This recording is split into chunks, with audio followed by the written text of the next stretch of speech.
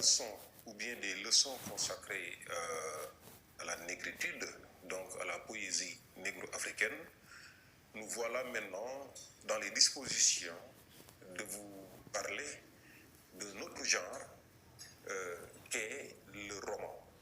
Donc nous sommes maintenant dans la prose narrative. Donc la France a besoin géopolitiquement des ressources qui sont sur le terrain africain. Cet homme, c'est Thomas Sankara. Rythme arabe.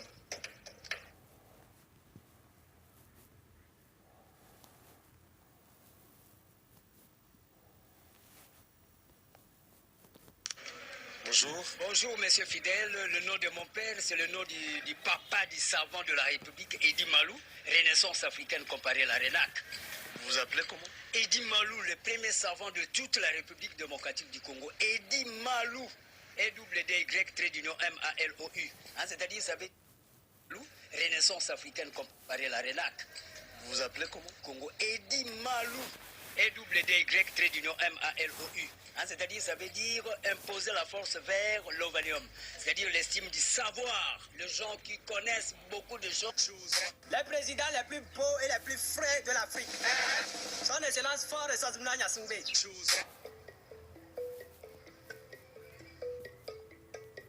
Et à tous les spectateurs, aujourd'hui, on a une leçon à propos des synonymes et des antonymes, précisément des adjectifs qualificatifs. Monsieur Sonko, écoutons un peu Monsieur Sonko. Monsieur Sonko, venez là, s'il vous plaît. Quand vous étiez opposant, qu'est-ce que vous aviez prévu? Quel était votre programme politique? Ousmane Sonko, vous avez la parole. À Paris. Mon ami. Salut. Je m'appelle Adil. Élèves déplacés internes. Donc actuellement, en classe de CM1, nous pouvons compter 103 élèves.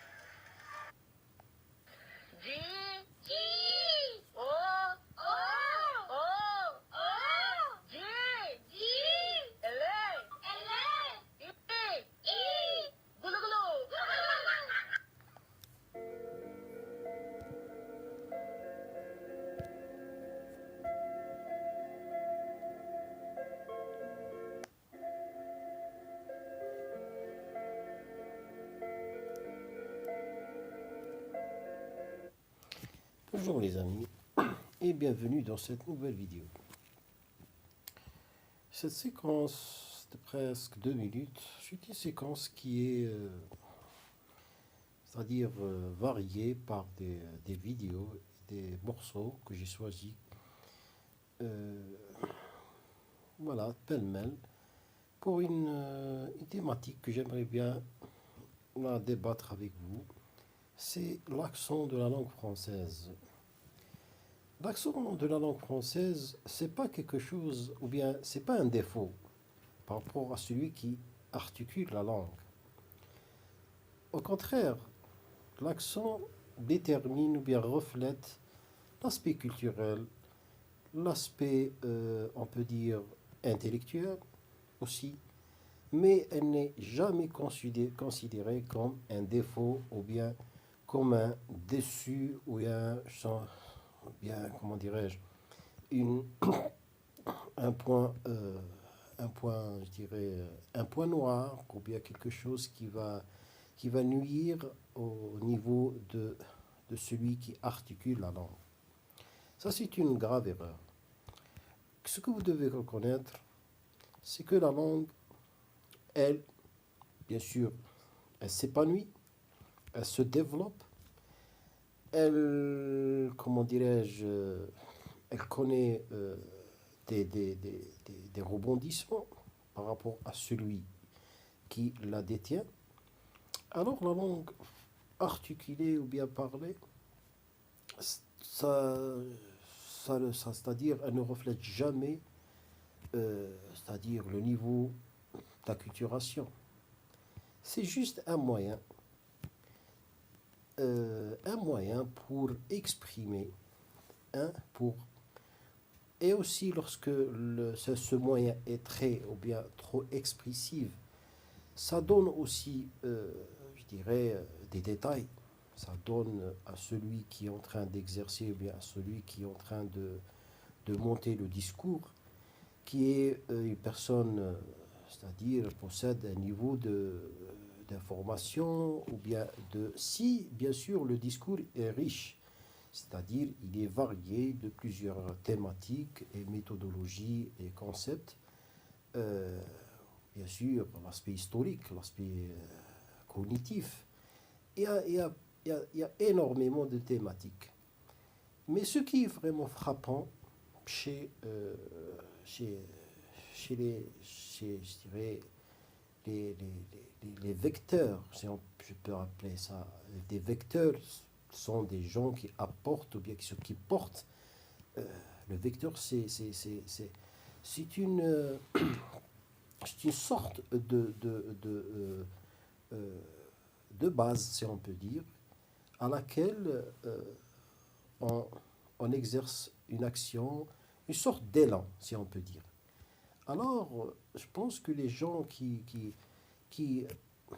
jugent directement les gens par rapport bien, aux gens, bien, si on peut dire les apprenants, qui ont forcément des niveaux qui sont crescendo, si on peut dire, ou bien qui sont variés, qui sont de différentes couleurs et différents aspects. Alors, je pense que c'est très, très marginal. La façon de juger les autres, je pense que ce n'est pas quelque chose qui est correct. Et il faut savoir que la langue, lorsque elle se dégringole, des fois, elle recule. Elle devient rouillée par rapport à d'autres. Qu'est-ce que ça veut dire? C'est-à-dire, remarquer les gens qui tiennent à leur dialecte. Remarquez que leur prononciation, si elle n'est pas travaillée, vous remarquez que, mais ça c'est pas un défaut, mais c'est un timbre, une sorte d'image qu'on peut la saisir, hein, par l'appréhension, que le son est un peu n'est pas différent des natifs. Mais ce n'est pas un défaut, c'est pas grave. L'essentiel de cette vidéo, c'est je présente, c'est-à-dire un amas de parler différents selon les sociétés, selon les positions sociales, etc. Mais ils ne sont jamais considérés comme un défaut. C'est ça le problème.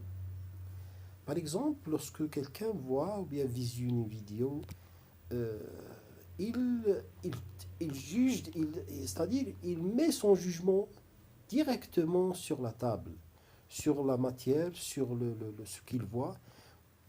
Je pense que ces gens, ils ont un manque d'esprit, ou bien un manque d'analyse. L'esprit analyse, cet outil, ils ne le connaissent pas. C'est ça la problématique. Parce que l'esprit d'analyse, c'est très important. Et lorsque vous aurez cette faculté inhérente en vous, attachée à vos propos, attachée à votre réflexion et à votre pensée, à votre prédiction, comment voir c'est très important de former une opinion, ou bien une règle, si on peut dire, qui sera, je dirais, avantageux par rapport aux éditeurs, par rapport aux gens qui lisent, etc. Mais le fait de juger directement, je pense que c'est très, très anodin. C'est pas quelque chose qui reflète ou bien qui détermine l'aspect académique ou bien l'aspect intellectuel de la personne. Voilà. Alors le jugement direct, moi je suis contre, parce que on lit pas, franchement, on lit pas et on suit pas c'est-à-dire la thématique du début jusqu'à la fin. On prend toujours le segment qui est au milieu ou bien qui est la finale, hein, la fin, et on tire et comme ça on met des jugements. Je pense que ça c'est très anodin, c'est pas une chose correcte par rapport à, surtout par rapport à la littérature ou bien par rapport à la langue. Alors, cette vidéo, elle est très très importante. Elle évoque et elle comprend un sujet très important, celui des jugements sur les apprenants, bien c'est ce que j'ai qualifié hein, tout à l'heure. Je disais les vecteurs, moi je les nommais des vecteurs. C'est vrai, ce sont des vecteurs. Pourquoi? Parce que lorsque vous détenez une langue, et cette langue, elle est avec le temps, soit elle se perfectionne, soit elle se dégringole, hein, plus ou bien moins. Alors ça, c'est un phénomène naturel. Il est bien connu, il est très très, comment dirais-je, compréhensible chez les natifs. Hein. Mais chez les apprenants, bien les gens où la langue, elle est deuxième, elle est dans le deuxième volet, ou bien dans la deuxième, elle vient par la suite. Ils ont toujours ce manque de compréhension, si je peux l'appeler comme ça. Alors je pense que c'est très très... mais c'est très important de débattre ce sujet, de présenter ce sujet et voilà, et parce qu'il suscite aussi l'interrogation. L'interrogation sur plusieurs, je dirais, facteurs. Par exemple, le facteur social, le facteur culturel, le facteur ethnique, le facteur académique. Et vous pouvez... parce que lorsque vous voulez vulgariser une idée, pour qu'elle soit, c'est-à-dire ce qui va découler, ce qui va dériver de cette interrogation soit bénéfique, je pense que cette problématique, elle est très importante. C'est d'abord, c'est de former je peux dire, sans dire un questionnement, mais de former une question qui soit primordiale, qui touche le sens, qui reflète, ou bien qui détermine, ou bien qui encadre le sujet dans tous ces coins, ou bien dans tous ces angles. Par exemple, la question peut la former ici, si on peut dire, on va utiliser le conditionnel, alors on peut dire que, et savoir que cette question, elle va susciter d'autres thématiques. Hein. J'en reviens plus tard. Par exemple, on dit, qu'est-ce qu'on dit? On va dire que le problème de l'articulation de la langue, ou bien l'articulation de la langue avec ses variétés, avec ses différentes couleurs qui déterminent des religions, des pays, des endroits différents, c'est sûrement comment dirais-je, c'est sûrement la notoriété et bien, si on peut dire la mission, hein, ou bien le message qui va au-delà de l'incompréhension, hein, parce que c'est très important d'évoquer un sujet qui a, je dirais, des sources et qui a aussi une perspective vers l'avenir. Hein? Alors, question, c'est il pourrait que la prononciation, c'est-à-dire avec ces variantes, relève, hein, ou bien détermine une culture précise. Je pense que c'est une question, mais aussi c'est une interrogation qui a suscité, ou bien qui comprend une idée, parce qu'elle est longue, mais on doit former de cette manière. On ne doit pas poser une question banale, hein, qui commence par une c'est pas une sorte de phrase, non. Cette question que je suis en train de poser, elle présente la problématique et aussi trouver deux points où il y a dans cette question une sorte de définition qui se termine avec une question ouverte. Question ouverte, c'est que peut-être il pourrait que cette articulation différente et variante, elle reflète, détermine ou bien l'aspect culturel. Et ça, c'est une évidence. C'est quelque chose, elle est bien palpable. C'est une réalité. La prononciation et aussi, voilà. Mais ici, on passe à l'hypothèse qui dit que est-ce que la variété relève, ou bien derrière cette variété, on pourrait trouver un niveau d'acculturation digne de celui du vecteur, ou bien de celui qui exerce la langue. Ça, c'est une hypothèse. Qu'on peut former une autre hypothèse, on peut dire aussi, il est possible que cette manœuvre, ou bien cette pratique variée, comprend dans ses entrailles la culture d'une personne, bien la religion d'une personne, ou bien la position sociale. Voilà.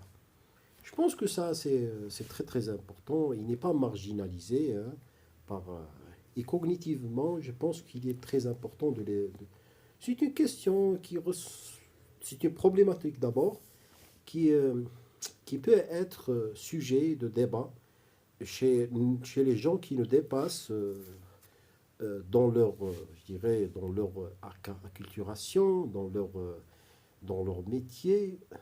Mais c'est très important d'évoquer ce genre de questions et aussi de l'évoquer, de le présenter, de l'exhorter en même temps chez les gens qui ont un esprit, qui ne possèdent pas d'esprit d'analyse. Les gens qui disent directement, ici j'ouvre une parenthèse pour commenter, parce que j'ai lu dernièrement, commentaire parce que il y avait une chaîne chez un ami qui me dit que voilà, quelqu'un qui commente, mais qui commente d'une façon offense, une calomnie. Il commente pas avec, c'est-à-dire, il donne, bien il présente son opinion, son avis, pardon, et en plus, il essaye c'est-à-dire, d'expliquer. Il n'explique pas, c'est-à-dire directement le négatif. Ça, c'est une attitude, je pense que elle mérite pas d'être commentée, mais elle reste une problématique sociale, surtout chez les jeunes qui utilisent ces services, ces outils constamment. Alors, la langue française, comme la langue anglaise, comme la langue arabe, cette complexité, je pense qu'elle n'existe pas dans les langues, mais elle existe dans les vecteurs. Ce que je disais tout à l'heure, moi, ce que j'ai nommé, cette appellation, si on peut dire, c'est une appellation un peu, on peut la considérer comme néologisme, mais le néologisme dans la façon où j'utilise cette locution. Mais ce n'est pas sur le niveau, bien sur le terme, non. C'est-à-dire, je pense que vous pouvez la considérer comme une figure, comme une rhétorique, pourquoi pas.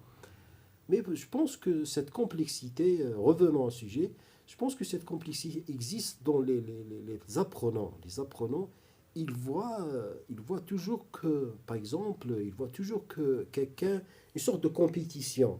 Je pense que dans le domaine de l'acculturation et des connaissances et d'apprentissage, il n'y a pas de compétition. Il n'y a pas de compétition pour une seule preuve. La langue, elle, se perfectionne, soit elle se dégringole par rapport à des phénomènes. Surtout, je base sur les phénomènes sociaux, les phénomènes sociaux. Alors, je pense que c'est très important c'est-à-dire de, de- d'évoquer cela et aussi de montrer et démontrer. euh, Moi, je dis pas que c'est triste, non, non, non. C'est une attitude qui est considérée une attitude, euh, pour ne pas dire légitime, mais elle est considérée comme une attitude normale. Mais parce que moi, je ne vais pas répéter la locution qui, chez nous, qui dit qui êtes-vous? Parce que je pense que chez les natifs, n'existe pas cette locution. Qui êtes-vous? Toujours lorsqu'on trouve quelqu'un qui est très intéressé, attaché à une thématique, qui veut être, c'est-à-dire qui veut la perfectionner, qui veut montrer ça. Et ça, c'est son droit. Et ça, c'est la beauté de la recherche, si on peut dire. C'est, c'est très important euh, d'être, ou bien très utile d'être, d'être compétent dans votre travail. Elle n'est pas vue comme quelque chose de zèle ou quelque chose de négatif, au contraire. Mais malheureusement, ces gens, cette tranche elle va pas, c'est-à-dire, elle va pas être exclue par rapport aux autres qui voient, qui attaquent constamment et qui voient toujours le négatif. Je pense que c'est une attitude, elle n'a pas une place dans le domaine de la connaissance et de la recherche. Et bien sûr aussi, je peux ajouter que cette tranche d'individus, ils sont attachés, ou bien ils ont un compte, comment appeler ça, un compte rebours, oui, un compte à rebours. Il y a chez eux comment dirais-je, un compteur qui est en train de compter c'est-à-dire parce que je peux dire une vie de connaissance, parce que c'est vrai, c'est une vie de connaissance, ou bien c'est pas une vie de connaissance dans le sens de vie, non, c'est une sorte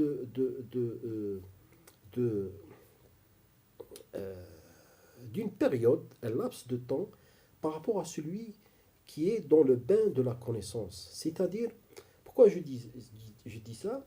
Pour une simple raison. On entend toujours que il y a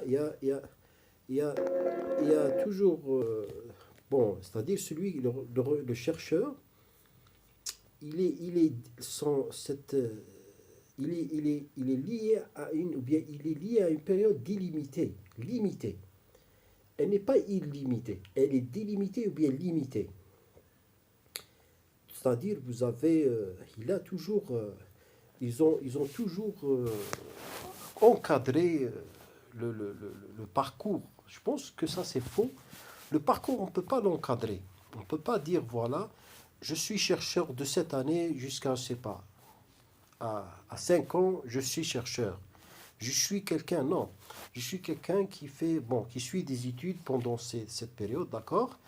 Mais, bon, à cette année, hein, je vais m'arrêter et je pense que cette planification, elle n'a pas une place dans le domaine d'acculturation. Oui. C'est la même chose par rapport aux autres. Je reviens pour dire que le contre à rebours chez ces gens, ces apprenants, bien ces individus qui jugent directement son information préalable, son connaissance, son acculturation, ils jettent leur jugement, ils critiquent, et ça, bien sûr, ça détermine comment dirais-je, cette détermination, non, cette limite de connaissance chez eux. Qu'est-ce que ça veut dire? Je suis en train de dire, ou bien je fais une comparaison entre les gens, bien des apprenants, si on peut dire ça, deux individus, deux catégories. Vous avez A et B. Cette catégorie qui est la catégorie A, ce sont des chercheurs ou bien des apprenants purement incorporés, hétérogènes dans le domaine de la connaissance. Ils n'ont pas de limite. Hein. Alors, on peut pas les attacher par rapport à un contre à rebours. Non. Mais les autres, par contre, oui, ils ont parce que d'ailleurs, elle est éventuellement, ou bien éventuellement, leur comportement, leur attitude, reflète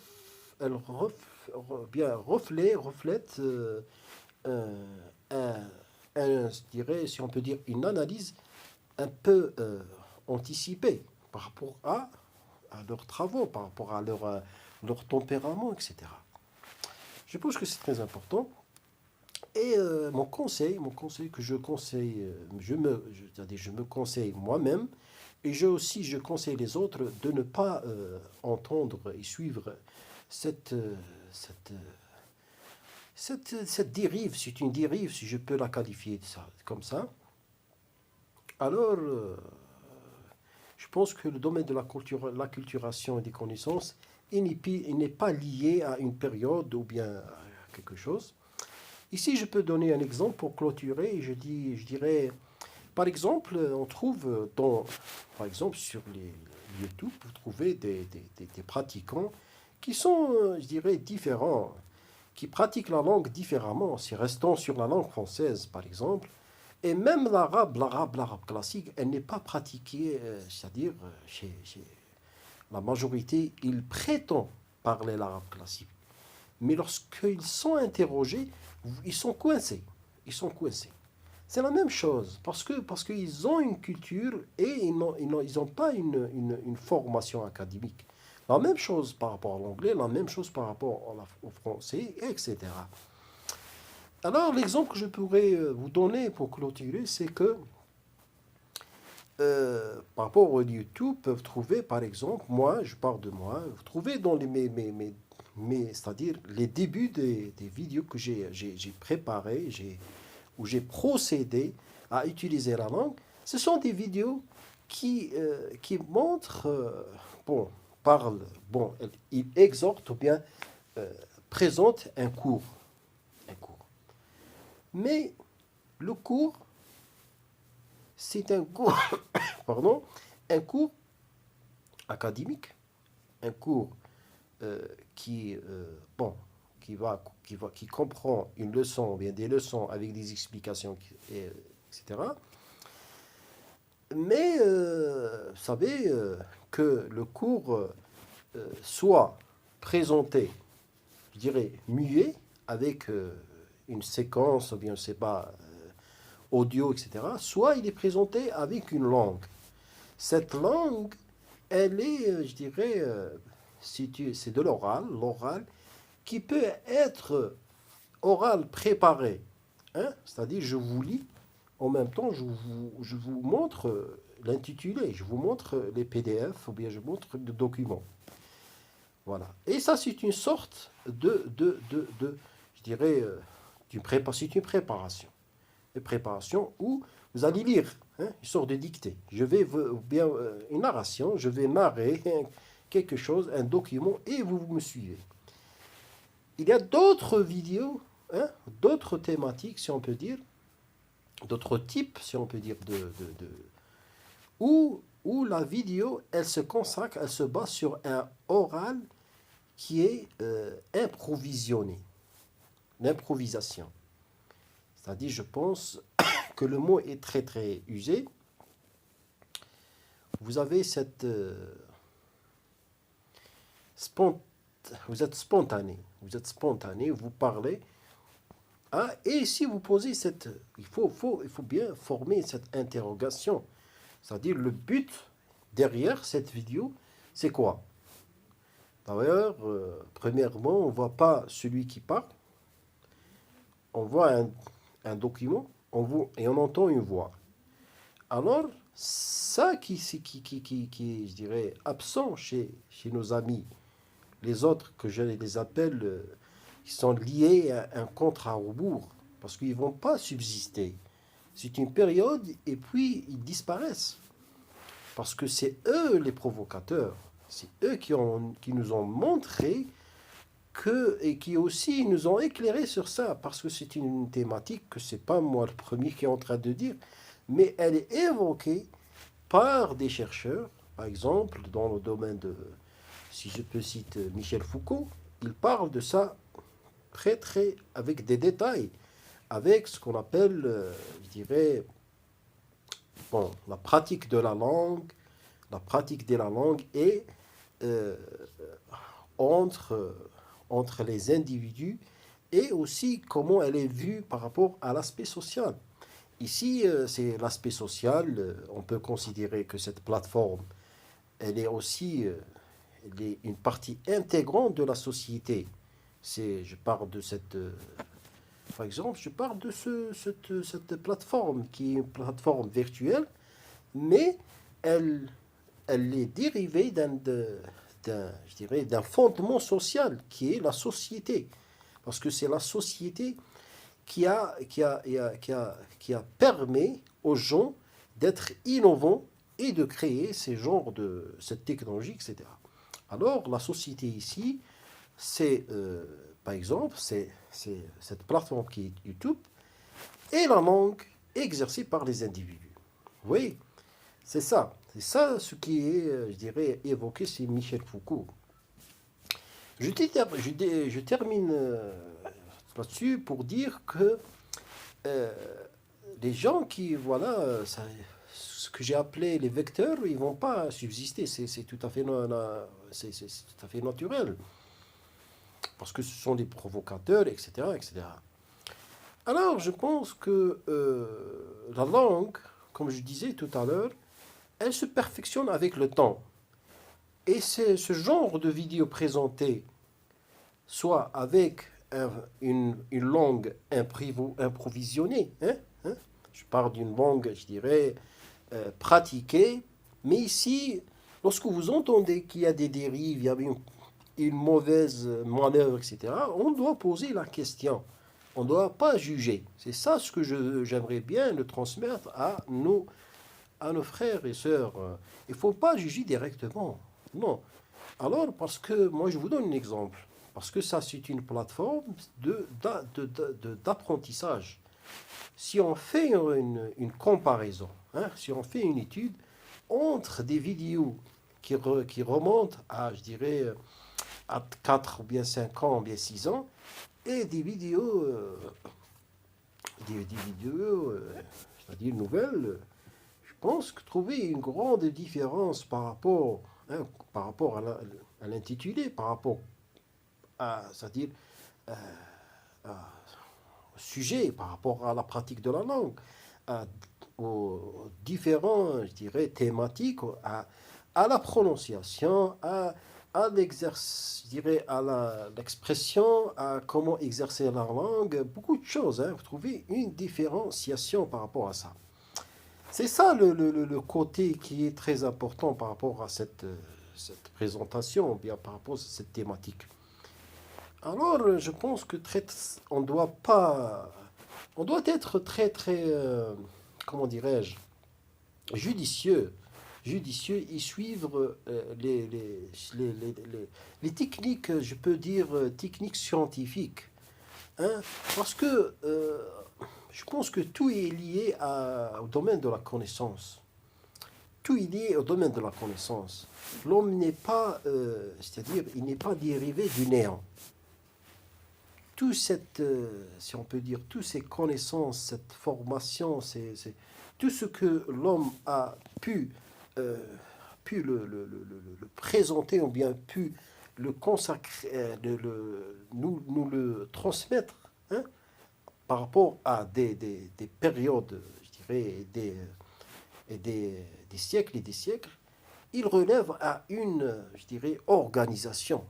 Ce n'est pas quelque chose qui est carrément dérisoire ou bien qui n'est pas organisé. Il y a forcément une organisation pour arriver c'est-à-dire à la perfection. Parce que tout qui nous entoure aujourd'hui, c'est une perfection, n'est-ce pas? C'est une perfection qui relève à une organisation. Parce que c'est impossible si elle relève à un désordre. C'est-à-dire l'homme a été toujours organisé. Mais à travers toutes les périodes, il y avait ce basculement, il y avait ces contraintes, c'est tout à fait normal. Enfin, je vous dis merci de votre attention. J'espère que vous allez apprécier la vidéo et bon courage.